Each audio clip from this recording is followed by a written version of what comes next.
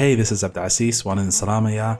So recently I've been making an effort to talk more of Somali to my 5-year-old daughter. I've been saying a lot of Abba Kale, Abba this and that. And one day she looked at me and said, "But I'm not your Abba." And she had a good point. It would sound weird in English if I called her dad. So we got to talking about family roles. One thing led to another, and I created this diagram, which I'm calling the fam, but make it of Somali. And Safia, this is for you. So I've already tweeted a link to the PDF copy. It's free to share, and I hope you find it useful. I thought I'd also make this quick video to explain some of the roles in a bit more detail and to give some context.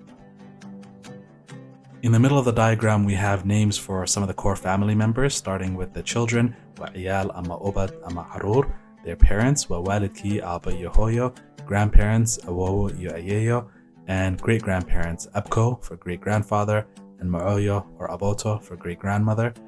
Even with these essential names, I learned that we have a lot of variation across Somali regions.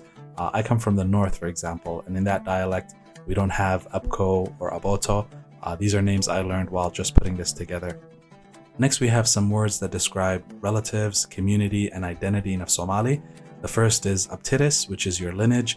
It's basically a list of your forefathers. In my case, that would be Abdulaziz, Sheikh Umar, Sheikh Muhammad, Haji Farah, Ismail, Ahmed, Warfah, Hildid, Hawada, Hildid, and it goes on and on. Shout out to the Dagan Alis. People back home typically would know their Abtirsinyo by mind, and the reason for this is because it underpins your tribal or clan identity, your qabil. Qabil is an important cultural theme in Somali, but unfortunately the clan system has also led to a lot of suffering, violence. People are mistreated simply because of who they are. It's led to the suppression of women's rights. So, when we're online and we're shouting out Rehebel Tilai Dimo or where are my people, and qabil names are being thrown around, it's something we should keep in mind. When we're describing relatives, one of the broader words we can use is tol. Tol captures folks that are in the same tribe or sub-tribe as you. It also means to sow in af-soomaali. And there's even a saying that tol wa tolone, that kin are sewn together. It's a beautiful way of capturing how kinship ties bind in Somali Dakan. We don't have the individualism of the West. Shakadu ride with the mob. Alhamdulillah, marisa. Although everybody's my blood, there's levels to kinship. So when we want to describe closer relatives, we can use words like qarabo or ehel. Ga'al means cherished or dear relatives, and hikto describes proximity.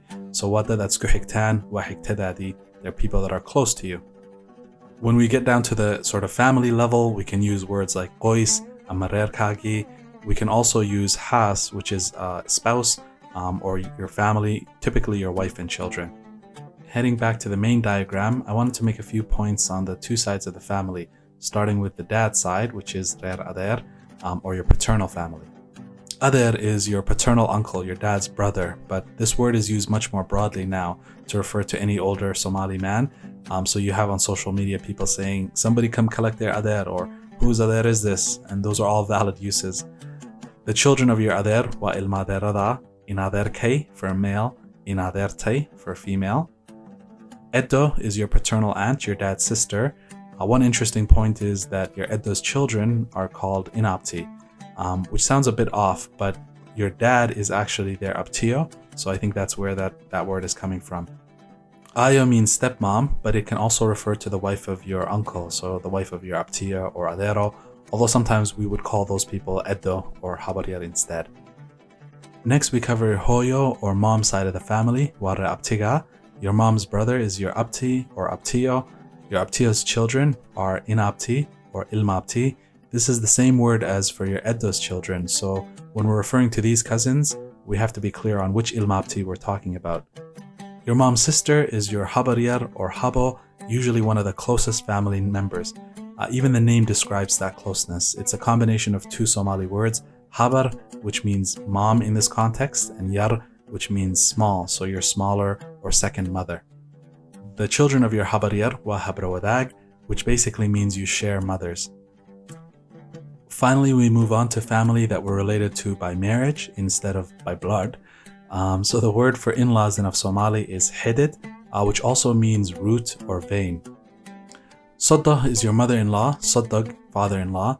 Dimashi is your sister-in-law, although it can also be used by women to describe their brother-in-law. and Seydi is used by men to describe their brother-in-law. Somali also has a word for two guys that aren't related, but their wives are sisters. These would be called Oriya Walal. So the Seydi and Dumashi terms are a little bit confusing. I've tried to expand on them a little bit. If we bring back the Hoya from our family and call her Fatima Hirsi, by the way, just made up Somali names. If there's a Fatima Hirsi out there, please don't sue me. And let's say she has a sister Halimo and a brother named Abdi who goes by Abs, even though he's just got a one pack. On the other side of the family, we have Mo, gone with the wind Farah, not because he's fast like the Mo Farah, but he grew up really skinny. And he's got a sister named Idil. And just to add to the confusion, he also has a brother named Abdi, although he goes by Andy at the call center where he works. If we start with the word Dumashi, we said it means sister-in-law and it can be used by both men and women. So if Mo, gone with the wind Farah, wants to describe Halimo as his sister-in-law, he would say Halimo wa Dumashide. Likewise, Fatima can also use this word to describe her sister-in-law, Idil. So Fatima would say Idil wa Dumashide. Now for the tricky part, we said Dumashi can also be used by women to describe their brother-in-law. So if Fatima wants to describe her relationship with Abdi, who's her brother-in-law, she would say Abdi wa Dumashige instead of Dumashide wa Dumashige. If Mo Farah wants to describe his brother-in-law, who's Abdi, he would say Abdi wa Seydige. Lastly, if Halimo clicks with a guy named Yusuf and he somehow comes up with the 50k meher, then we can say that Muhammad Farah and Yusuf wa Oriya Walal, because they're married to two sisters. Halimo and Fatima are sisters, and their husbands, Mo and Yusuf, wa Oriya Walal.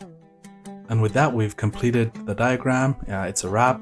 I hope you found this informative and not too boring. I never really set out to create content like this, but it seems like there's a need, so inshallah I'll keep trying. And ma'as salama.